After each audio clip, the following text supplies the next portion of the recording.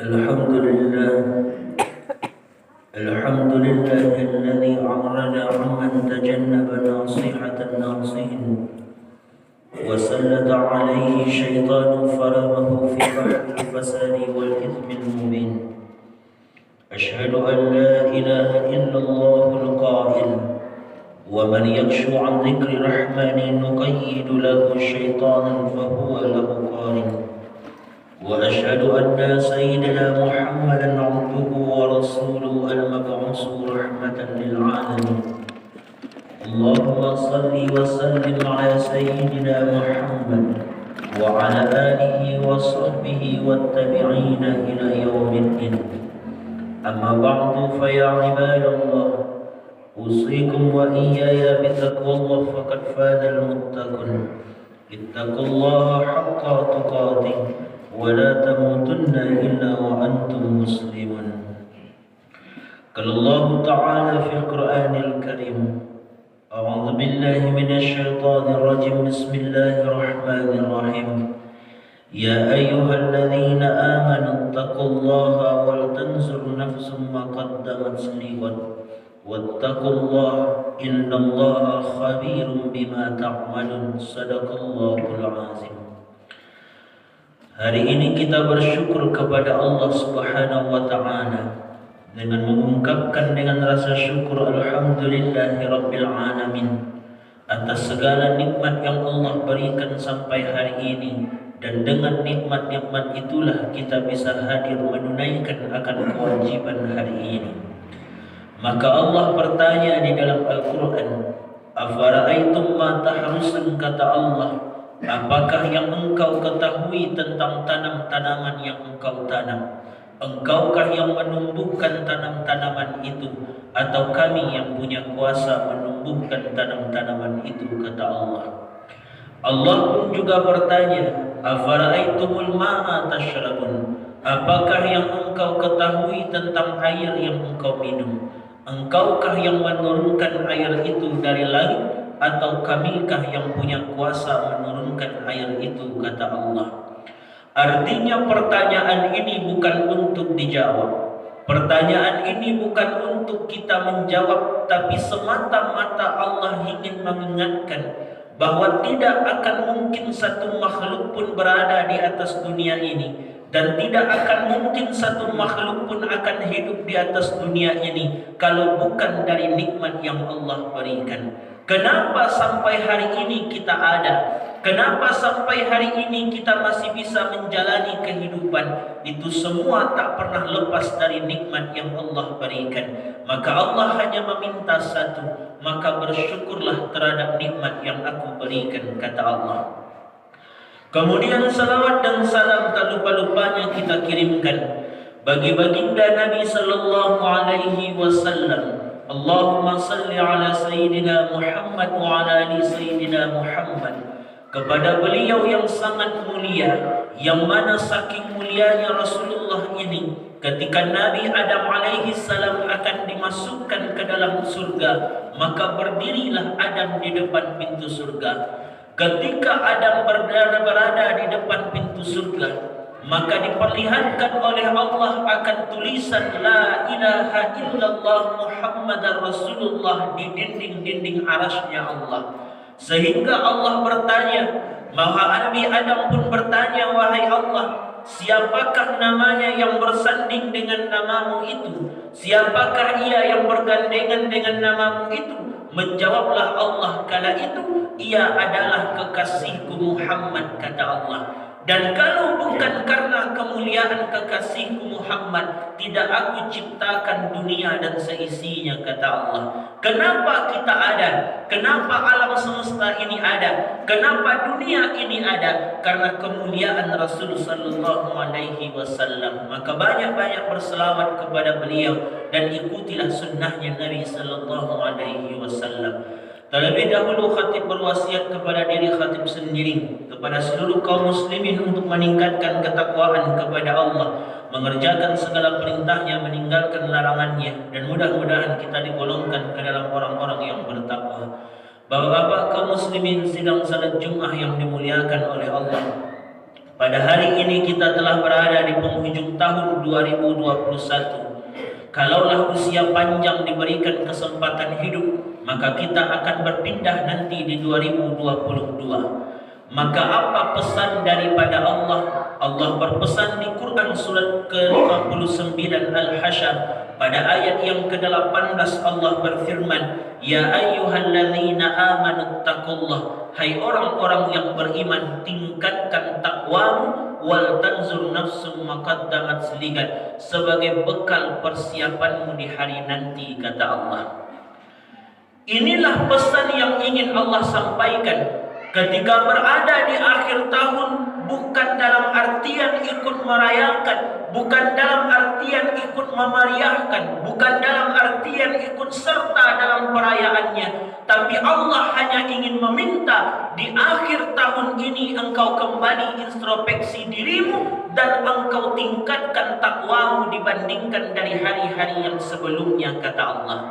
Inilah minta Allah. Tapi anehnya kita sebagai umat Islam, dari setiap pergantian tahun Masehi, baik itu dari tahun lalu sampai hari ini pun, yang terkadang diambil bukanlah ibrah pelajaran, bukanlah untuk muhasabah merenungi diri, tapi kita sebagai umat Islam pun ikut merayakan akan pergantian tahun itu sendiri. Apakah boleh mengikuti perayaan pergantian tahun itu? Bahwa tahun baru Masehi bukanlah pergantian tahun baru Islam. Bagaimana hukumnya umat-umat Islam yang ikut merayakan pergantian tahun itu? Sudah dijelaskan oleh ulama-ulama terdahulu. Apa kata Imam Ibnu Hajar Al-Haytami di dalam kitabnya Al-Fatawa Al-Kubra Al-Fiqhiyah pada halaman yang ke-239 jilid yang keempat? Beliau mengatakan di antara bid'ah yang paling buruk adalah umat-umat Islam mengikuti perayaan orang-orang Nasrani, kata beliau. Ini yang disampaikan oleh beliau, termasuk sebuah kesesatan, termasuk sebuah kesalahan, di mana orang-orang yang mengaku beriman tapi ia ikut juga merayakan akan perayaan orang-orang yang tidak beriman. Itu sajakah pendapatnya? Ini pula yang disampaikan oleh Imam Khatib Asy-Syarbini di dalam kitabnya Al-Mughni Al-Muhtad ila Ma'rifat Al-Faz. Apa kata beliau? Dihukum tercelalah setiap orang mukmin yang ikut serta dalam merayakan perayaan orang-orang kafir, kata beliau. Ini pula kata Imam Jalaluddin As-Suyuti di dalam kitabnya Hakikat As-Sunnah wal Bid'ah. Apa kata beliau? Termasuk sebuah kemungkaran adalah sikap tasyabbuh, menyerupai orang-orang yang kafir, kata beliau. Baik dari segi merayakan, baik dari segi engkau ikut-ikutan, maupun dari segi apapun, sepanjang engkau ikut serta merayakan, maka ini adalah bentuk kemungkaran, kata Imam Jalaluddin As-Suyuti. Itu sajakah bahwa Imam Ibnu Katsir juga memberikan penjelasan ketika beliau menuliskan sebuah kitab tafsir bernama Tafsir Ibnu Katsir, ketika beliau menafsirkan Quran surat kedua ayat 104, Innallaha ta'ala nahal mu'min an musyabihatil kafirin qaulan aw fi'lan, bahwa Allah melarang untuk umat muslim maupun orang yang beriman untuk ikut serta merayakan perayaan orang-orang kafir, qaulan aw fi'lan, baik itu secara perkataan maupun perbuatan. Inilah yang dijelaskan ulama-ulama terdahulu. Ulama-ulama salaf terdahulu termasuk mazhab yang empat pun melarang kita mengikuti daripada perayaan mereka. Tapi ini kan kita hidup di negara Indonesia yang menjaga akan NKRI, menjaga toleransi. Memang Islam mengajarkan toleransi, tapi tidak merusak akan akidah dari umat Islam itu sendiri. Apa makna toleransi dalam Islam? Orang Nasrani mengikuti daripada perayaan Natal, orang Nasrani merayakan pergantian tahun, biarkan, jangan dihindar-hindari, biarkan, jangan diganggu, biarkan, jangan diganggu dan sebagainya. Ini makna toleransi, bukan ikut merayakan. Inilah yang terjadi. Ketika umat mukmin atau umat Islam ikut merayakan, apa yang terjadi? Nabi pun mengatakan, "Man tasyabbaha biqaumin fahuwa minhum." Siapa dari umatku yang menyerupai kaum-kaum kafir, fahuwa minhum, mereka bagian dari kaum itu, kata Rasulullah. Artinya orang mukmin yang ikut merayakan dari tahun baru, ikut merayakan dari perayaan Natal dan sebagainya, mereka bagian dari orang-orang itu, kata Rasulullah. Jadi jangan dianggap main-main Bapak kaum muslimin. Jangan yang penting kita ikut-ikutan, tidak. Silahkan, jangan diganggu toleransi, tapi tidak merusak akan akidah kita. Ini yang disampaikan oleh para ulama-ulama terdahulu di dalam penjelasan-penjelasan mereka terkait dengan mengikuti perayaan-perayaan orang-orang yang non-muslim. Tapi apa kita sebagai umat muslim yang harus kita ambil pelajaran pada hari ini? Yang harus kita ambil pelajaran di akhir tahun baru ini adalah bagaimana untuk selalu meningkatkan akan takwa kita kepada Allah Subhanahu wa Ta'ala. Inilah yang diminta Allah. Kenapa dengan demikian? Ulama berpesan, siapa orang yang hari ini lebih baik dibandingkan hari sebelum, merekalah orang-orang yang beruntung. Tapi manakala orang-orang hari ini sama saja dengan hari-hari yang sebelum, merekalah orang yang merugi. Tapi manakala orang-orang ini lebih buruk dibandingkan hari-hari sebelumnya, maka merekalah orang-orang yang terlaknat. Berhabisnya 2021, masuknya 2022 bukan berarti akan semakin panjang kehidupan di dunia, bahkan menggambarkan semakin dekatnya engkau kepada kematian dan juga semakin dekatnya engkau kepada yang namanya akhirat, kata Allah. Inilah yang mesti disiapkan, inilah yang mesti kita persiapkan. Kesempatan hidup berkurang, maka apa yang akan kita bawa menghadap kepada Allah? Apa yang bisa kita banggakan saat kita telah menghadap kepada Allah nantinya? Muhasabah kembali diri kita. Sudah banyakkah timbangan kebaikan dibandingkan timbangan keburukan kita? Sudah banyakkah amal kita dibandingkan dosa kita? Jangan pernah menganggap amal kita telah banyak. Jangan pernah anggap amal kita telah banyak dibandingkan dengan orang-orang dulu, ulama-ulama dulu yang beliau telah dijamin masuk surga. Sahabat Nabi, dari lidah Nabi keluar bahwa ia dijamin masuk surga, tapi sahabat Nabi masih sempat tahajud tiap malam sambil mengkhatamkan Quran. Bandingkan dengan kita, belum ada jaminan surga satupun dalam Quran. Belum ada kepastian kita langsung masuk ke dalam surga. Belum ada kepastian amal kita diterima. Maka jangan pernah menganggap amal kita banyak. Tapi orang beriman di akhir tahun ia akan bermuhasabah, merenungi apa yang sudah mereka lakukan. Maka inilah yang harus dilakukan Bapak kaum muslimin. Buatlah nanti di hari esok dan kedepannya, carilah satu amalan yang amalan ini akan mampu mengantarkan kita ke surga nantinya. Nabi menggambarkan dalam Quran, apa kata Rasulullah? Inna fil jannah baban yuqalu tahajud. Ada satu pintu di dalam surga bernama tahajud. Disitulah akan diisi oleh orang-orang yang ahli tahajud. Allah pun memberikan kabar gembira, wa basyiril ladzina amanu, kabar gembira kepada mereka yang beriman. Apa makna iman? Dibuktikan iman itu dengan kalimat syahadat yang kita ucapkan, yang bahkan kalimat syahadat itu dipanggilkan dalam 5 kali sehari semalam melalui panggilan yang disebut dengan azan. Apa makna azan? Bukan hanya sekedar panggilan bahwa waktu salat telah masuk, bukan hanya sekedar azan itu panggilan waktu salat telah tiba, tapi azan ini adalah panggilan surga dari Allah Subhanahu wa Ta'ala.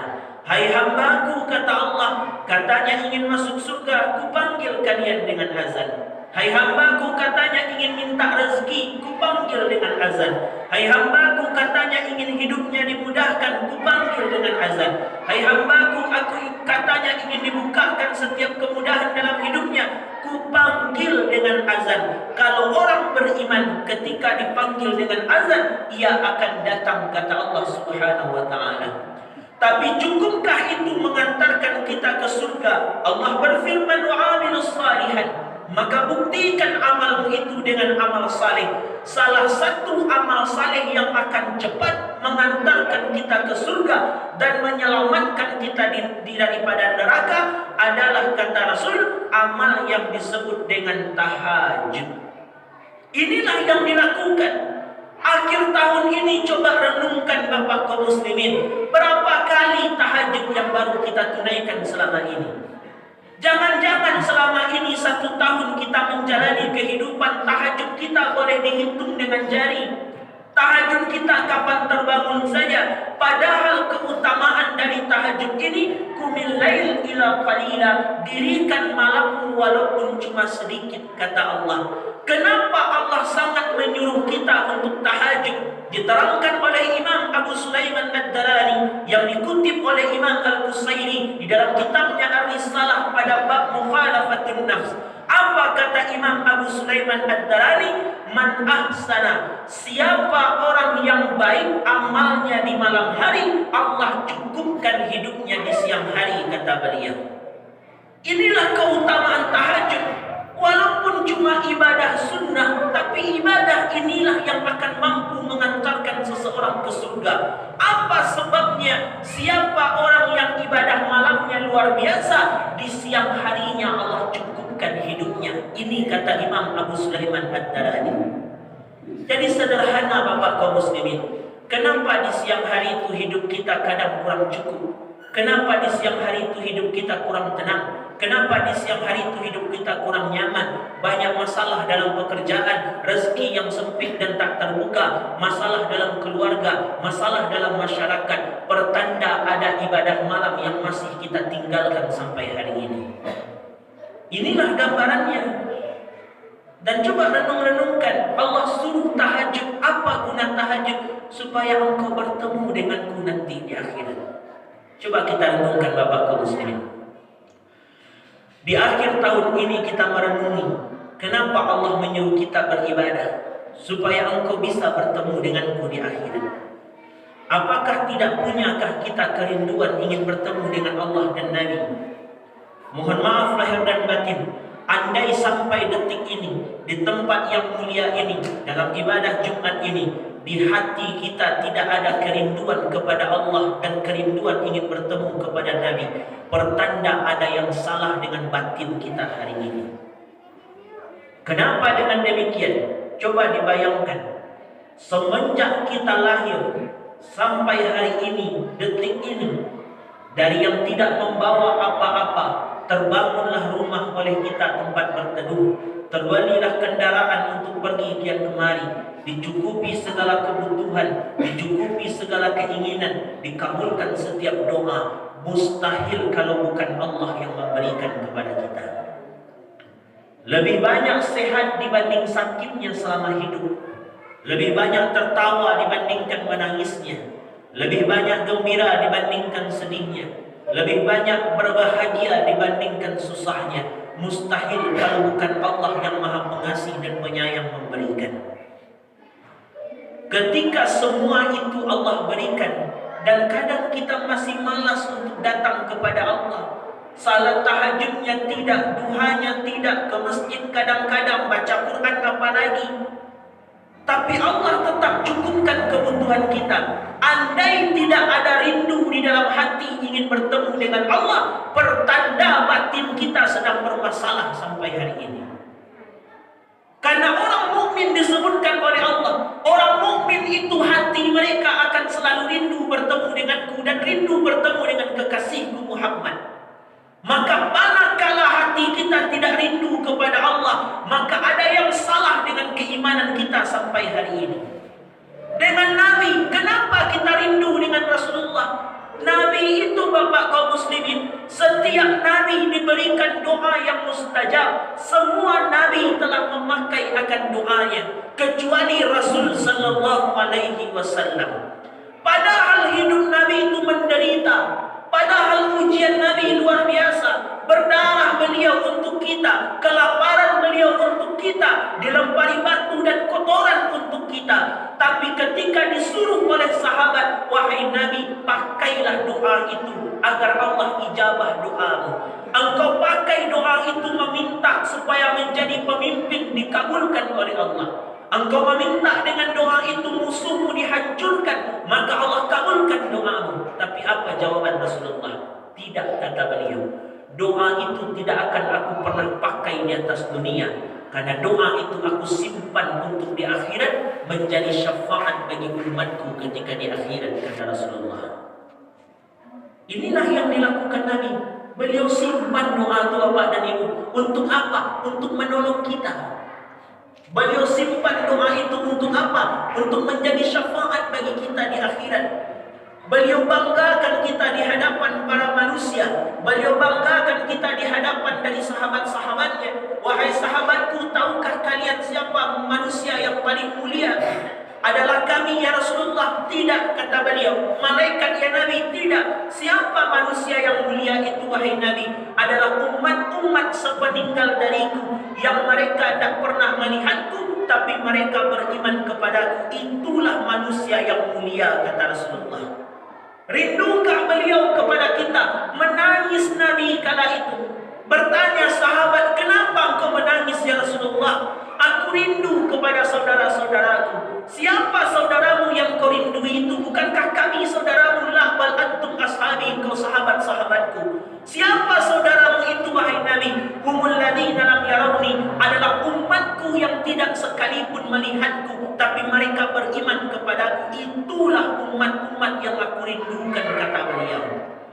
Nabi rindu kepada kita, Bapak kaum muslimin. Allah memberikan semua kebutuhan kita. Tak rindu dan tak rindu kita kepada Allah dan Nabi. Ada yang salah. Maka akhir tahun ini, inilah yang diperbaiki. Muhasabah kembali diri kita. Mungkin selama ini rindu tak muncul kepada Allah, rindu tak muncul kepada Nabi. Apa yang akan kita bawa untuk bertemu Allah dan bertemu dengan Nabi? Kita tak punya amal yang banyak, tapi kalau dengan rindu, mudah-mudahan rindu itulah yang mempertemukan kita dengan Allah dan Rasulullah. Dibanggakan kepada Allah, salat kami ya Allah, salat engkau jauh dari kata khusyuk, kata Allah. Salat sunnah tak seberapa kau kerjakan. Kami puasa ya Allah, puasamu hanya sekedar menahan haus dan lapar. Puasa sunnatmu juga jarang kau lakukan. Zikir ya Allah, berapa banyak zikir yang kau baca, kata Allah. Kami selawat wahai Nabi, berapa banyak selawat yang kau baca. Kami mengikuti sunnahmu ya Nabi, berapa banyak sunnah yang baru kau ikuti. Tak banyak amal-amal yang bisa kita banggakan kepada Allah, tak banyak selawat yang bisa kita banggakan kepada Nabi. Tapi mudah-mudahan dengan rindu itulah yang mempertemukan kita dengan Allah dan mempertemukan kita dengan Rasulullah. Kalau memang rindu ingin bertemu dengan Allah yang maha mencukupi segala hidup, ingin rindu bertemu dengan Rasul yang berjuang untuk kita sampai hari ini, maka tunaikanlah tahajud agar kita cepat bertemu dengan Allah dan Nabi di dalam surganya Allah Subhanahu wa ta'ala. Inilah pesan Allah, tingkatkan takwamu. Apa makna takwa? Engkau buktikan imanmu itu dengan amal-amal saleh. Jangan ikut-ikut perayaan, jangan ikut-ikut huru-hara dan sebagainya. Tapi bagaimana merubah diri kita jauh lebih baik dari hari-hari yang sebelumnya. Andai kalau kita biasa saja, tak kita rubah diri kita, ibadah sama seperti itu saja, amal-amal sama seperti itu saja, bahasa kasarnya, mengapa harus lama-lama hidup di atas dunia Allah Subhanahu wa ta'ala? Tapi kenapa masih Allah berikan kesempatan hidup? Karena Allah ingin memberikan kita kesempatan. Perbanyaklah amalmu, kata Allah Subhanahu wa ta'ala. Maka siapkan diri kita, karena surga dan neraka hampir dekat dengan kehidupan kita. Maka bayang-bayangkanlah azab neraka. Dalam kitab Daqaiqul Akhbar digambarkan azab paling ringan dalam neraka. Diletakkan batu kerikil api neraka di kaki manusia, maka mendidihlah kepalanya kala itu, kata Nabi. Ini pula yang dimintakan oleh malaikat ketika Nabi Adam baru turun di atas dunia. Maka kala itu memintalah malaikat kepada malaikat Malik penjaga neraka, wahai Malik, berikan aku api neraka sebesar kurma untuk kuberikan kepada Adam di atas dunia. Menjawablah kala itu malaikat Malik, kalau engkau bawa api neraka sebesar kurma ke atas dunia, maka akan hancurlah 7 lapis langit dan hancur 7 lapis bumi. Kalau begitu aku minta api neraka sebesar biji buah kurma. Apa jawaban malaikat Malik? Kalau engkau bawa biji kurma ke atas dunia sebesar biji kurma api neraka, maka tidak akan pernah turun-turun air dari langit dan tidak akan pernah ada tumbuh-tumbuhan yang mampu hidup di atas dunia Allah. Kalau begitu berapa, kata Jibril? Kalau begitu aku berikanlah engkau api neraka sebesar semut yang kecil. Lalu setelah dibawa semut yang kecil itu oleh malaikat Jibril, direndamkan ke dalam air sebanyak 70 kali, kemudian diletakkan di atas dunia. Kata malaikat Malik, api neraka sebesar semut kecil yang sudah direndam 70 kali itu mampu menghancurkan sebuah gunung, kata beliau. Inilah gambarannya. Sebesar semut menghancurkan gunung, sebesar kurma menghancurkan 7 lapis langit dan 7 lapis bumi. Apalagi tubuh kita yang lemah ini, andai tak diperbaiki semenjak tahun ini, andai tak diperbaiki dari hari yang ke hari. Karena hidup adalah pilihan. Silahkan engkau mau ke surga, engkau mau ke neraka, silahkan pilihan, kata Allah Subhanahu wa ta'ala. Tapi Allah cuma mengingatkan, siap-siapkan agar surga yang kujanjikan engkau isi, kata Allah Subhanahu wa ta'ala. Fattabi'u ya ulil absar la'allakum turhamun.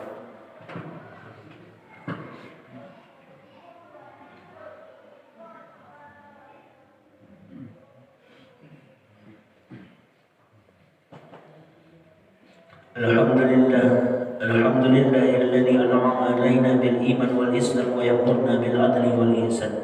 Asyhadu an la ilaha illallah alladzi 'allama al-Qur'an wa asyhadu anna sayyidina Muhammadan 'abduhu wa rasuluhu wal mab'uusi bi khairil adyan.